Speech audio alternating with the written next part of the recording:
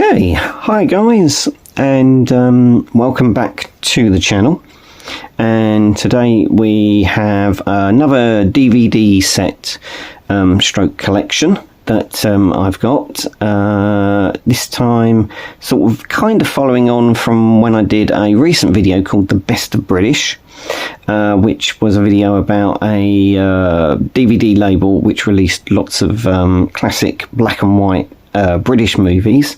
This time we've got Renown Pictures. They are a DVD label which again releases old sort of black and white movies, classic films. They're part of the Talking Pictures TV group. For those of you who don't know, here in the UK we have a channel called Talking Pictures TV.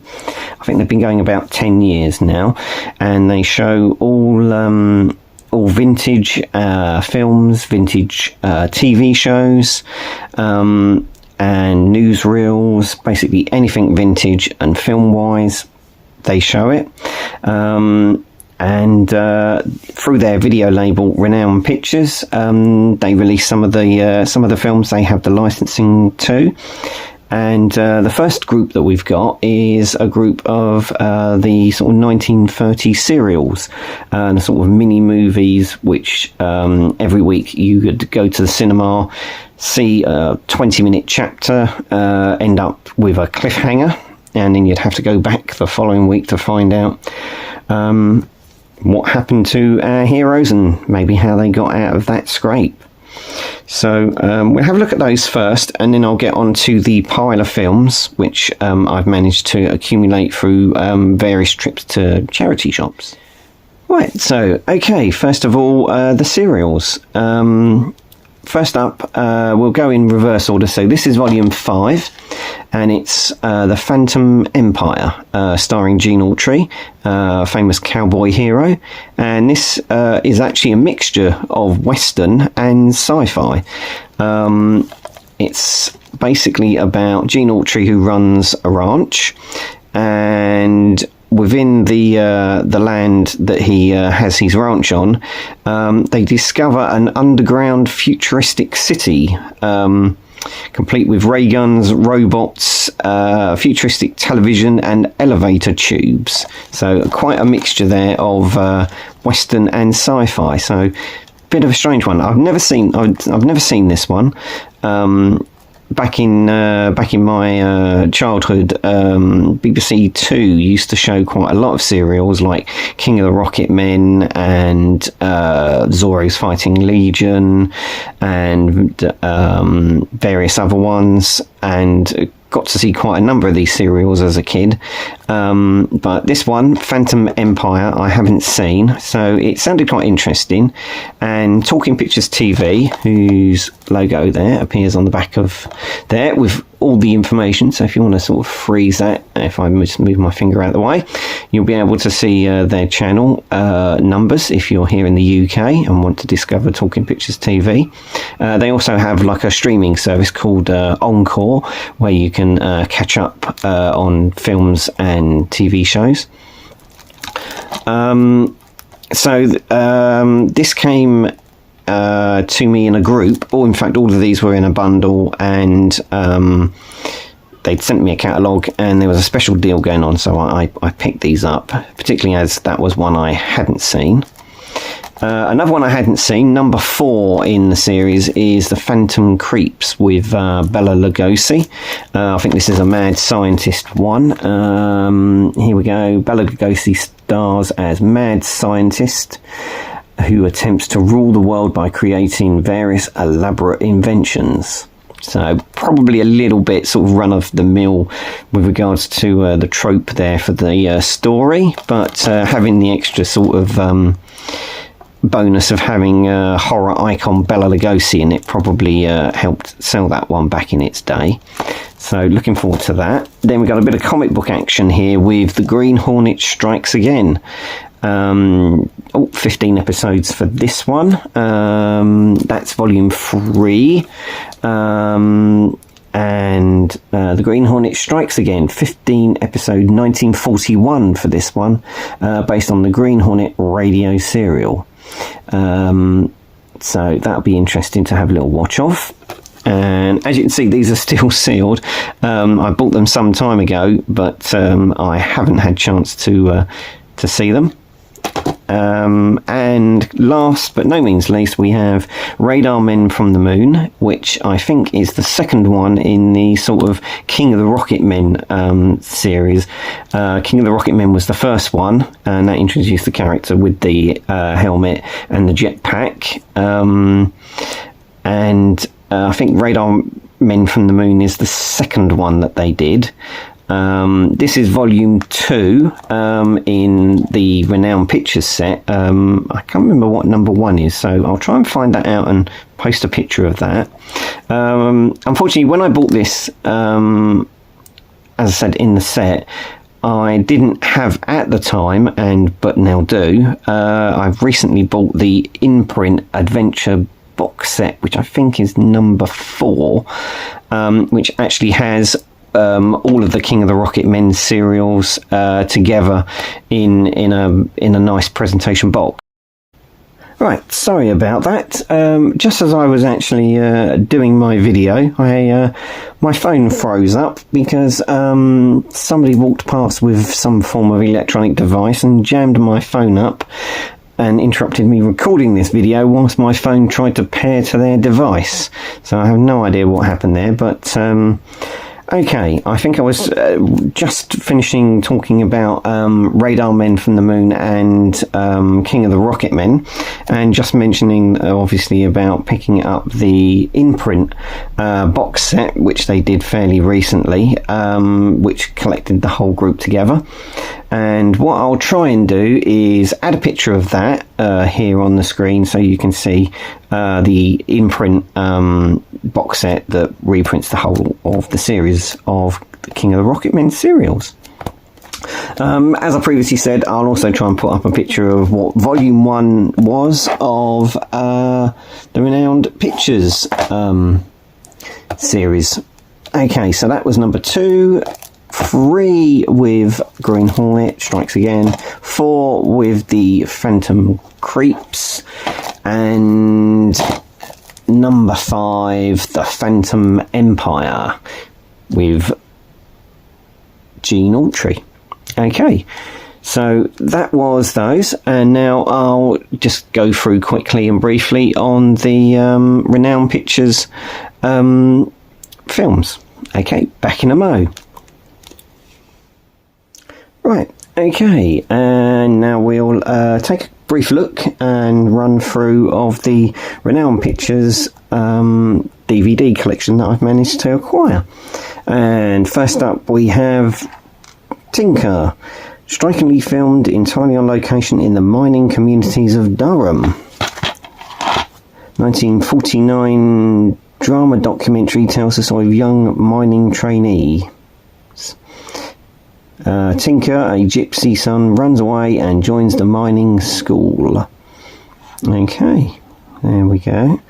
So, running time 73 minutes. So, a lot of these, being that what they are, they're probably not going to be particularly long films by any means, but they are a slice of history, so it's always worth keeping hold of things like these and getting them. Next up, we have The Tiger and the Flame. The first ever Indian film to be shot entirely in Technicolor. There we go. Okay, set in India, this lavish historical drama tells the story of Queen Rani, who was one of the first Indians to rebel against the British rule. Okay, 96 minutes. Okay, that's that one. Then we got this one, which still sealed, and I got 2 copies. So at some point I thought, oh, that looks interesting, I'll grab it, and ended up with 2. So there was a young lady.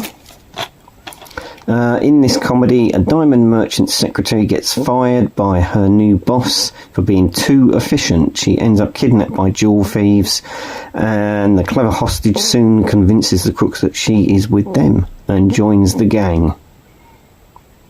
And looks like we got Bill Owen, who I thought I did see on the front cover there, famous for Last of the Summer Wine. He's in that, or in this, I should say. And we have got Kenneth Connor there, so it'd be interesting to see if that's Kenneth Connor as in Carry On movie Kenneth Connor. Yeah. So there was a young lady. Next up, we've got Talking Feet, Britain's answer to Shirley Temple. Hazel Ascot stars in this. A story set in the East End of London where the local hospital is faced with closure unless funds are raised. It looks like they put on a show. Okay, running time on something like that, 68 minutes. So really a sort of quick in and out film, that one. Next we have Squibs, starring Stanley Holloway, famous comedy actor. Did a lot of Ealing comedies.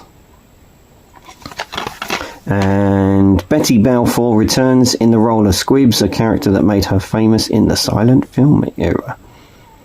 In this musical comedy, Squibs, a Cockney flower girl seller, has a burgeoning romance with a policeman. Right, 72 minutes. Again, another sort of quick and easy story, and like a real sort of Sunday afternoon movie. Okay, and then we have She Knows You Know, starring Hilda Baker. In the UK, Hilda Baker would appear a lot in the sort of 60s, 70s on TV and various different TV sitcoms.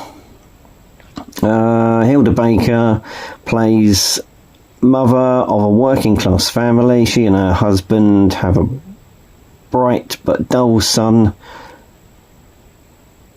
and affectionate daughter, but things go astray as they usually do. There we go. And that's 1 hour and 9 minutes.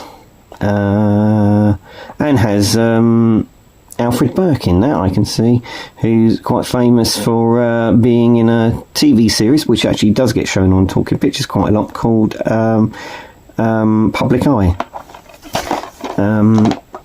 And in later years, had a brief blink and you miss him appearance in one of the Harry Potter movies. Alfred Burke. Okay, next we have I'll Turn to You. Irene Handel's in this one. The stealer of every scene is the indomitable Irene Handel. It says on the bottom there. When a soldier returns from the Far East, he and his wife have to adjust to life at home. Okay, let's see if anybody else famous on the list. Not that I can point out. Quick, and 92 minutes for something like that one. Okay, then we have Hammer the Toff, Mrs. Pym of Scotland Yard, one of the 75 most wanted films listed by the British Film Institute as Missing, Believed, Lost. Also in conjunction with BFI, this one. Okay, let's have a little look. It's actually two films. It's not one with a big long title. It's actually two films. Sorry about that. Hammer the Toff, Society Sleuth, the Honourable Richard Rollinson, known as the Toff, meets pretty Susan Lancaster on a train and helps to prove that a Robin Hood crook who has been blamed for killing her uncle for a secret formula may not have committed the crime. And then with Mrs. Pym of Scotland Yard, the second one of this double bill, Claire is a detective investigating the murders of two women who were members of a psychic club. This is her cup of tea, and she exposes the medium as the killer. There we are. Okay, and the second one is 65 minutes, and the first film is 71 minutes. Then we have Faces in the Dark with John Gregson. A lot of people of a certain age will recognise John Gregson from a TV series called Gideon, which also plays on Talking Pictures TV. Nanette Newman, also in this, famous for selling Fairy Liquid in the 80s. Okay, Faces in the Dark is a suspenseful drama.